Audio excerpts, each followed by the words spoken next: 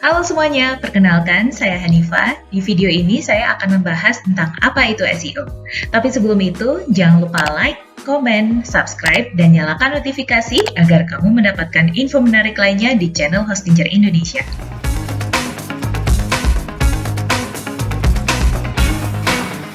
Apa itu SEO? Well, SEO adalah singkatan dari Search Engine Optimization.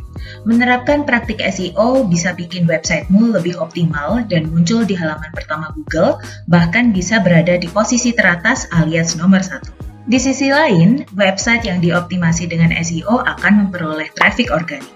Ini mengapa SEO dipandang sebagai strategi pemasaran yang murah dan juga efektif.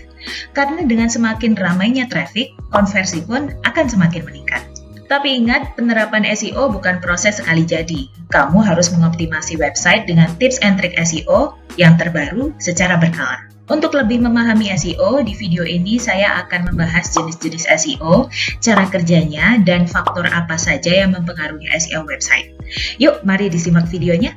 Umumnya ada 4 jenis SEO, yaitu yang pertama ada on-page SEO.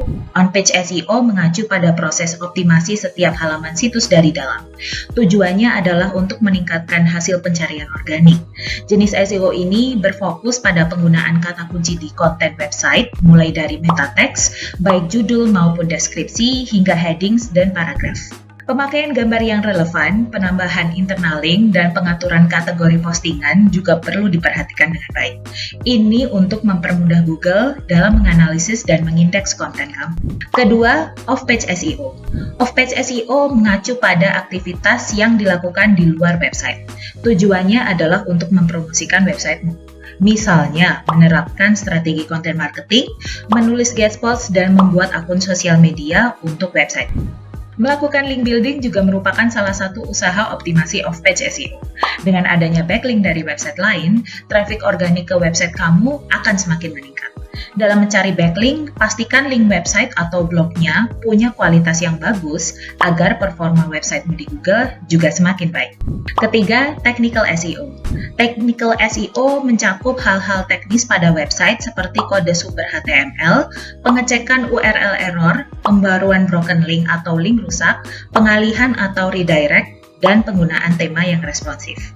Dengan optimasi teknis, kamu memastikan websitemu nyaman dieksplorasi oleh pengunjung melalui layar komputer atau layar smartphone. Gak hanya itu, optimasi teknis juga akan membuat websitemu loading lebih cepat, punya struktur yang ramah SEO dan aman. Dengan begitu, websitemu akan lebih disukai Google dan pengunjung. Terakhir, local SEO. Apa sih itu local SEO? Sebagai contoh, kamu ingin makan sushi enak di Jogja tapi nggak tahu harus di mana. Nah, kemungkinan kamu bakal cari info di Google dengan cara mengetik kata kunci resto sushi enak di Jogja. Ketika kata kunci itu diketikkan di kolom browser, Google akan menggunakan map atau peta untuk menampilkan 3 bisnis lokal teratas beserta preview dan ulasannya. Sama halnya jika kamu mengetikkan kata kunci makanan di dekat saya atau toko baju di dekat saya. Google akan mengidentifikasi lokasimu berdasarkan alamat IP dan menampilkan hasil yang relevan. Itu tadi yang dimaksud dengan local SEO. Bagi kamu yang sedang menjalankan bisnis, local SEO penting banget untuk diterapkan. Praktik ini akan memberikan exposure yang lebih besar dan memungkinkan kamu untuk mempromosikan brand, produk, dan layanan di komunitas lokal. Seperti yang sudah diketahui sebelumnya, SEO erat kaitannya dengan Google. Dan untuk memahami cara kerja SEO, kamu pun harus memahami cara kerja mesin pencari ini. Google bertugas untuk mengumpulkan, mengatur, dan menampilkan informasi yang relevan dengan yang dicari pengguna. Dalam prosesnya, ada 3 tahapan utama, yaitu yang pertama ada crawling. Google menggunakan software yang disebut web crawler, yang juga dikenal dengan nama Spiderbots atau disingkat bots, untuk mencari dan menemukan informasi di suatu halaman website. Cara kerjanya hampir sama dengan kamu pada saat browsing konten situs, mulai dari memeriksa konten hingga link terkait. Selanjutnya data ini kemudian akan dikirimkan kembali ke server Google. Berikutnya, indexing. Setelah melakukan crawling terhadap informasi situs, web crawler Google akan menyimpan dan menambahkan informasi tersebut di indeks pencarian. Yang terakhir, ranking. Ini merupakan tahap akhir di mana Google akan menampilkan halaman-halaman dalam indeks pencarian berdasarkan pada topik yang paling sesuai. Tahu nggak sih kalau ternyata ada lebih dari 6,5 miliar pencarian yang diterima Google dan jumlah ini ditangani Google setiap harinya. Nggak heran kalau setiap website berlomba-lomba untuk muncul di halaman pertamanya. Karena semakin tinggi peringkatnya, semakin banyak pula traffic yang diperoleh. Peringkat situs erat kaitannya dengan SEO. Lantas, faktor apa saja yang mempengaruhi peringkat SEO website?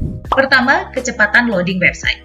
Website yang loadingnya lama, baik di perangkat desktop maupun seluler, akan mempengaruhi performa SEO.